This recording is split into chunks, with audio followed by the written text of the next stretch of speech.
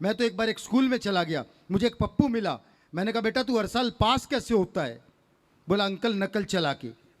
मैंने कहा बेटा कभी पकड़ा नहीं गया? बोला अंकल पकड़े जाने का सवाल ही नहीं, नकल हाथ पर लिखते हैं, जब चेकिंग करने वाले आते हैं तो कर लो, अंदर तो कुछ निकलता ही नहीं। तो एक साल वो फेल हो गया। तो मैंने उससे पूछा बेटा इस साल तूने इस टेक्नोलॉजी का प्रयोग नहीं किया? बोला अंकल किया था, किस्मत ही खराब थी। मैंने कहा कैसे? वो बोला ऐसे, नकल हाथ पर लिखी थी, अजब खेल हो गया, वॉशरूम में हाथ धो लिए, पप्पू फेल हो गया।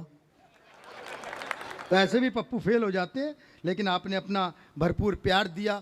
और मैं शंभू शिखर जी जो अपनी बारी की प्रतीक्षा कर रहे हैं, मैं उन्हें जो भारत के हमारे स्टार कवि हैं और हमारे निवेदन पर बड़ी मुश्किल से उनका समय मिलता है, आज उन्होंने उपकार किया, हमें अपना समय दिया। हमारे भाई हंसाने का जो काम करते हैं भाई शंभू शिखर, दोनों हाथ उठाएं, तालियों में तब्दील करें, जोरदार तालियां भाई शंभू शिखर। बहुत बेहतरीन आदरणीय सुभाष जी। अब फोन छोड़ दो थोड़ी देर के लिए, इतनी रात को किससे चैट कर रहे हो? अब तो चुनाव भी जीत गए। थोड़ी देर के लिए छोड़ दो, बस बस बस। हाँ नहीं मैं जानता हूँ चुनाव के बाद ही असली हिसाब किताब बचा रहता है, लेकिन थोड़ी देर के लिए। एक तो बहुत अच्छा मंच पर, जितना अच्छा कवि सम्मेलन आज के सारथी परिवार की ओर से आप लोगों के सामने, हमारे बहुत ही प्रिय और बहुत ही आदरणीय मफतलाल जी की तरफ से कवि सम्मेलन आयोजित किया गया है। हम लोग हंसी मजाक में उनको काफ़ी कुछ कह देते हैं दोस्तों, लेकिन ये सच है कि इस पूरे क्षेत्र को, आगरा, मथुरा और वृंदावन, इस पूरे क्षेत्र को, जो साहित्यिक क्षेत्र तो पहले से ही है, लेकिन उसको पूरे हिंदुस्तान के कवियों से बुला बुला करके और खूब कवि सम्मेलन कराना, न केवल कवि सम्मेलन बल्कि साहित्य, संस्कृति, कला, शिक्षा के क्षेत्र में भी काम कराने वाले और सारथी परिवार और उसके मुखिया हमारे मफतलाल जी, उनके लिए एक बार जोरदार तालियां बजाइए। बहुत आसान नहीं होता कवियों को जुटाना, आप लोगों ने जितनी तालियां बजाई उतने से काम नहीं चलेगा, थोड़ा एक बार जोरदार बजाओ। एक चीज मैं कह देता हूं रसिक जी। जी स्वागत। बहुत अच्छा सुन रहे थे, उन्नति बिटिया बहुत अच्छा सुना रही थी। जितने भी लोग 500 का 100 का नोट लेकर के आ रहे थे, उन्हें मैं एक चीज बताना चाहता हूं कि आप माता के मंदिर में जब जाते हैं तो माता को जितना चढ़ावा चढ़ाते हैं उतना ही भैरव को चढ़ाना पड़ता है।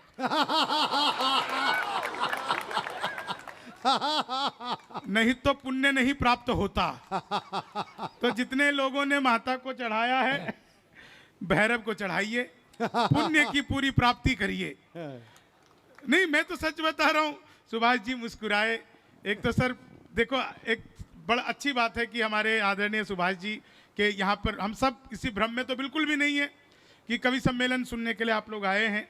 आदरणीय सुभाष जी, उनके बुलावे पर हम भी आए हैं, आप भी आए हैं, सारथी परिवार भी आया है। सर आप तो बहुत ही सौम्य हैं, सरल हैं, बहुत कम बोलते हैं, लेकिन ज़माने में वही लोग कम बोलते हैं जिनके अक्सर हुनर बोलते हैं। तो उनके हुनर बोलते हैं इसलिए वो कम बोलते हैं। इतने लोगों का प्यार है उन्हें मिला हुआ। मैं तो एक सर बताऊं, मैं तो दिल्ली में आजकल रहता हूं। मेरे भी एक दोस्त हैं, वो नेता हैं, अभी अभी उनकी शादी हुई कुछ दिन पहले। तो नेताओं की जैसे शादी होती है, तो जैसे हम लोगों की होती है वैसे नेताजी की शादी हुई। तो हमारे मित्र की जब शादी हुई, नेताजी थे, शादी के बाद भी नेता ही रहे, लेकिन शादी जब हुई तो नेताओं के साथ अक्सर आपने देखा होगा 10, 20, 25, 50 समर्थक साथ चलते हैं। अब उनकी शादी हुई, शादी के बाद वो जैसे ही सुहाग रात के लिए कमरे में घुसने लगे तो पीछे पीछे वो 10, 20, 25 समर्थक भी, नेताजी समझदार थे, गेट पर ही रोक दिया। बोले अंदर तुम्हारा काम नहीं है, चलो बाहर से समर्थन करो। अब बाहर से समर्थक चिल्ला रहे हैं नेताजी संघर्ष करो, हम तुम्हारे साथ हैं। वाह क्या आनंद लिया ऐसे समर्थकों क्या आप लोग भी। लेकिन नहीं हो जाता है मामला बिल्कुल। मैं तो सर बिहार का रहने वाला, बिल्कुल तनाव नहीं लेता, एक पैसे का तनाव नहीं लेता, और जब उत्तर प्रदेश आता हूं तो वैसे भी तनाव नहीं लेता। मैं आज नोएडा से यहां तक आया, एक बात आप लोगों को बताना चाहता हूं। नोएडा से यहां तक मफतलाल जी में आया, और नोएडा से लेके यहां तक रास्ते में मुझे 20 जगह पर पुलिस सहायता केंद्र मिले। एक भी जगह पर नेता सहायता केंद्र, कवि सहायता केंद्र, आयोजक सहायता केंद्र एक भी जगह नहीं थे। पुलिस सहायता केंद्र 20 जगह थे। और बात आप लोगों तक पहुंच जाए तो पीछे तक बैठे हुए लोगों का आशीर्वाद चाहिए। बात आप लोगों तक पहुंच जाए तो पुलिस सहायता केंद्र का अर्थ है, आप जब भी पुलिस सहायता केंद्र के पास से गुजरें तो उनके सहायतार्थ 100-200 रुपए का भुगतान करते हुए जाएं। असली सहायता तो तभी होगी। आदरणीय सर, आप बीजेपी से जीते हैं? नहीं, निर्दलीय। नहीं, वो निर्दलीय आजकल बीजेपी के हो जाते हैं ना, इसलिए कह रहा था। भाई साहब, यहाँ तो दल वाले भी बीजेपी के हो जाते हैं। शंभू भाई क्या संभाला है आपने, वाह नहीं, मैं सच बता रहा हूँ, वो मैं सच बता रहा हूँ। नहीं देखो, एक तो आप लोगों ने निर्दलीय जिताया, ये बड़ी अच्छी बात है, क्योंकि जो आदमी किसी दल में होता है ना, एक्चुअली में वो दलदल में होता है। तो आपने दलदल से निकाला। नहीं तो मैंने तो सर पिछले दिनों मोदी जी से पूछा, अच्छा मोदी जी कमाल के नेता हैं, अद्भुत नेता, दुनिया में मैंने ऐसे नेता नहीं देखे। अभी सर 2000 का नोट बंद हुआ, रसिक जी 2000 का नोट बंद हुआ ना सर, पहली बार मेरे भी भाग्य खुले। पड़ोस की भाभी जी जो 10 साल हो गए शादी किए हुए आए हुए, एक दिन भी बात नहीं की। जिस दिन 2000 का नोट बंद हुआ उसके 2 दिन बाद उनकी फोन आया और बोली कि भाई साहब 10 बजे ड्यूटी चले जाते हैं, आप 10:30 बजे बिना किसी को बताए घर आ जाना, आपसे मुझे कुछ जरूरी काम करवाना है। मैंने कहा आज तो किस्मत खुल गई। सर मैं 10:30 बजे पहुंचा, सच में भाई साहब चले गए थे, ऑफिस कोई नहीं था। मैंने कहा भाभी जी बताइए क्या जरूरी काम करवाना है। बोली कि नहीं रुकिए रुकिए बताती हूँ। वो कमरे के अंदर गई और सर 2-2 हजार के 20 नोट लेकर के आई और बोली इसे छुट्टे करवा देना, भाई साहब को नहीं बताना। तो भाभी जी जो कमाल किया ना उन्होंने, आप लोग जो आनंद ले रहे हैं। मैंने पिछले दिनों मोदी जी से पूछा, मैंने कहा मोदी जी आपकी नीयत क्या है? मोदी जी बोले मेरी नीयत पाक साफ है।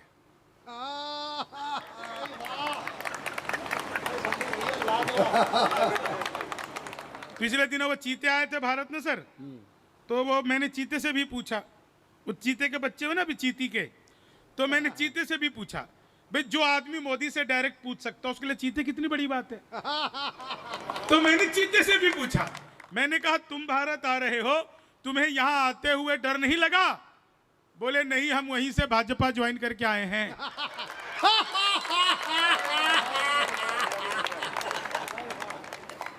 एक आदमी मिला, बोला यार ये मोदी जब से आया देश 500 साल पीछे चला गया।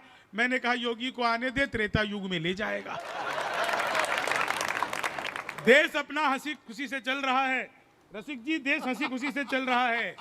राहुल जी बोलते हैं हंसी आती है, मोदी जी बोलते हैं खुशी होती है। देश हंसी खुशी से चल रहा है, देश अपना अद्भुत है। आप सबको याद होगा उत्तर प्रदेश के आप लोग हैं, उत्तर प्रदेश का बीच चुनाव के बीच में कांग्रेसियों ने प्रियंका गांधी को लॉन्च किया और कहा प्रियंका हमारा तुरुफ का इक्का है। तो मैंने कहा अब तक क्यों जोकर से खेल रहे थे? तुम्हारे पास पहले से इक्का था। तो अब देखिए आदरणीय सरदार जी का भी आशीर्वाद मिल रहा है। देश के बड़े कवि हैं हमारे बीच में आदरणीय मंजीत सिंह जी, और वो अपने आप को बहुत सीधे सरल बना करके रखते हैं। जब आप उनको सुनेंगे तो आप सबको आनंद आएगा। वो हंसी बांटते हैं, खुशी बांटते हैं। मैं 4 लाइनें आपको सुनाता हूं, आप सबके दिलों तक पहुंचेगा, आनंद आ जाएगा। और ये सच बता रहा हूं मैं आपको, सर मोदी जी इतने अद्भुत आदमी है, अद्भुत आदमी है जिसका कोई हिसाब किताब नहीं है। मेरे हिंदी के अध्यापक ने पूछा कि माल्यार्पण किसे कहते हैं, और अगर बात आप लोगों तक पहुंच जाए तो एक एक व्यक्ति का फिर आशीर्वाद चाहूंगा। रसिक जी, जी हिंदी के अध्यापक ने पूछा कि माल्यार्पण किसे कहते हैं। मैंने कहा जब सरकार हमारी सारी संपत्ति इकट्ठा करके माल्या को अर्पित कर दे तो उसे माल्यार्पण कहते हैं। तो देखो सरकार तो हमारी ऐसी चल रही है, अभी आराम से दिन चल रहे हैं। बहुत ही बढ़िया, रसिक जी बहुत बढ़िया कवि हैं। कवि सम्मेलन से पहले 7 बजे आ गए थे, 2 घंटे तक लगातार फोन पे बात करते रहे। मैंने पूछा रसिक जी किससे बात कर रहे हो? बोले पत्नी से। मैंने कहा 2 घंटे? बोले अपनी थोड़ी है। अच्छा इनकी तो है सच बता रहा है भी नहीं अब तो बेचारे। एकदम 4 लाइन सुनिए, आनंद लीजिएगा इन 4 लाइनों का। आप लोग को इतना 4 लाइनों में मजा आ जाएगा। आनंद की प्राप्ति हो जाएगी 4 लाइनों में। सर मैं पिछले दिनों दुबई गया, सुभाष सर दुबई गया, मैं मेरे साथ में रसी गुप्ता जी, हम दोनों दुबई गए तो मैंने एक अद्भुत दृश्य देखा। 3 लोग चाय पी रहे थे, एक अमेरिका का, एक दुबई का और एक उत्तर प्रदेश का। अब आप कहोगे कि उत्तर प्रदेश का है, कैसे पता लगा? चाय पीने के बाद अमेरिका के कप आदमी ने कप को हवा में उछाल दिया, जेब से रिवॉल्वर निकाली और उड़ा दिया धाएं। बोले ये तुमने क्या किया? बोले हम अमेरिका वाले जिस कप में एक बार चाय पी लेते हैं उसमें दोबारा चाय नहीं पीते। इतना सुनना था कि दुबई वाले ने सोफा ही उछाल दिया, रिवॉल्वर निकाली और उड़ा दिया धाएं। बोले ये तुमने क्या किया? बोले हम दुबई वाले जिस सोफे पर बैठकर एक बार चाय पी लेते हैं उसमें फिर कभी दोबारा चाय नहीं पीते। अब सर वो उत्तर प्रदेश का, उसने रिवॉल्वर निकाली और एक अमेरिका वाले को धाएं, एक दुबई वाले को धाएं। तो मैंने पूछा तुमने क्या किया? बोले हम उत्तर प्रदेश वाले जिसके साथ बैठकर एक बार चाय पी लेते हैं फिर उसके साथ फिर कभी दोबारा चाय नहीं पीते हैं।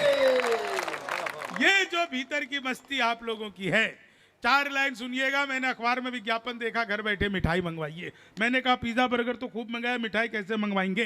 तो मैंने अखबार में दिए हुए नंबर पर कॉल किया, उधर से कंप्यूटर है, रिकॉर्डेड आवाज़ आने लग गई।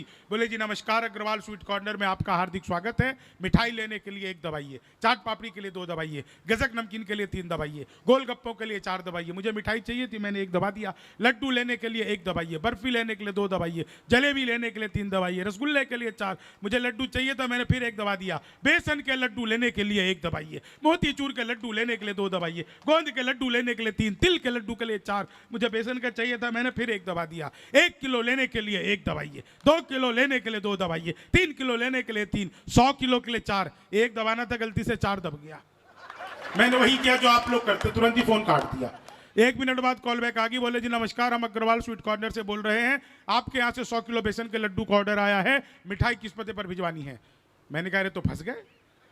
लेकिन सर बिहारी आदमी फंसता नहीं है, बिल्कुल भी नहीं फंसता है। मैं सच बता रहा हूं आपको, फंसाता भी नहीं है, बीच का रास्ता निकालता है। बोले जी जल्दी बताइए, आपके यहाँ से 100 किलो बेसन के लड्डू का ऑर्डर आया है, मिठाई किस पते पर भिजवानी है? मैंने कहा देखो भाई ये फोन किसने किया मुझे तो पता ही नहीं। घर में हम 9 भाई हैं, सबसे बड़े वाले से बात करने के लिए 1 दबाइए, उससे छोटे से बात करने के लिए 2 दबाइए, उससे छोटे से बात करने के लिए 3 दबाइए, और जब तक असली वाला ना मिल जाए तब तक दबाते जाइए, दबाते जाइए, दबाते जाइए, दबाते जाइए। आप लोग जोरदार तालियां बजाइए। क्या बढ़िया सुन रहे हैं सर, छोटे छोटे बच्चे भी कविता सुन रहे हैं, तालियां बजा रहे हैं। इन बच्चों को देखिए, जय। इन छोटे छोटे बच्चों को देखिए सर। सुभाष बाबू मैं शर्त लगा के कह सकता हूं, इतनी छोटे छोटे बच्चे ये लॉकडाउन की पैदाइश है। सर हम सबको काम मिला हुआ था वर्क फ्रॉम होम, तो 2 गज की दूरी का उल्लंघन करते हुए हमने जो भारत की जनसंख्या में विशाल वृद्धि की, उसी का परिणाम है कि आज हम विश्व में नंबर 1 हैं। हमें साफ देखो ना, भारत क्या है, पूरी दुनिया में नंबर 1 है आबादी में, जबकि सबसे ज्यादा संस्कारी, सबसे ज्यादा शर्मीले, सबसे ज्यादा धार्मिक हम ही लोग हैं। आप सोचो हम संस्कारी और शर्मीले नहीं होते तो हम कितने होते? 4 लाइन सुनाता हूँ, 4 लाइन सुनिएगा, बहुत अच्छा। बस 5 मिनट आप लोगों के बीच में और रहूंगा और रसी गुप्ता जी को काव्य पाठ के लिए बुलाऊंगा। रसी गुप्ता जी वो कवि भी हैं और जादूगर भी है, दोनों ही काम अद्भुत है। सचमुच में जादूगर है, मजाक नहीं कर रहा मैं आपको। ये मतलब अभी आपको कविता सुना रहे हैं ना, आपको लग रहा है कविता सुना रहे हो, कविता थोड़ी सुना रहे हैं, जादू दिखा रहे हैं। मैं आपको 4 लाइन सुनाता हूँ। आप लोगों में से कितने लोग रील्स बनाते हैं? 2-4 देखते तो सब हो, है ना, सभी हो, बुड्ढे बुड्ढे भी लगे रहते हैं। आजकल तो सर हमारे यहाँ शादियों का सीजन चल रहा है बहुत तेजी से, बिहार में बहुत शादियां हो रही है। शादी इतनी ज़्यादा हो रही है साहब कि मैं सच बता रहा हूँ। वो हमारे 90 साल के एक ताऊ, वो बोले कि बेटा मैं भी शादी करूँगा। मैं ताऊ 90 साल में किससे करोगे? बोले तेरी ताई से कर लूँगा। मैं तुम्हें ऐसा क्या हो गया कि तुम्हें 90 साल में शादी करने की पड़ेगी? बोले कुछ नहीं, वो मंडप पे जब पंडित जी कहेंगे लड़का को बुलाओ, तो फील जो आएगा लड़का होने का, बस उसी को फील करने के लिए शादी करना चाहता हूं। आदमी ऐसे फील करता है। 4 लाइन सुनना, आपको सुनाता हूं रसिक जी, वो रील्स बनाने वालों की। कि लेनी थी जीत हमने मगर मात ले लिए, लेनी थी जीत हमने मगर मात ले लिए, कितने हसीन देखिए जज्बात ले लिए। दूल्हा बेचारा रील बनाने में रह गया, दुल्हन ने फेरे पंडित जी के साथ ले लिए, दुल्हन ने फेरे पंडित जी के साथ ले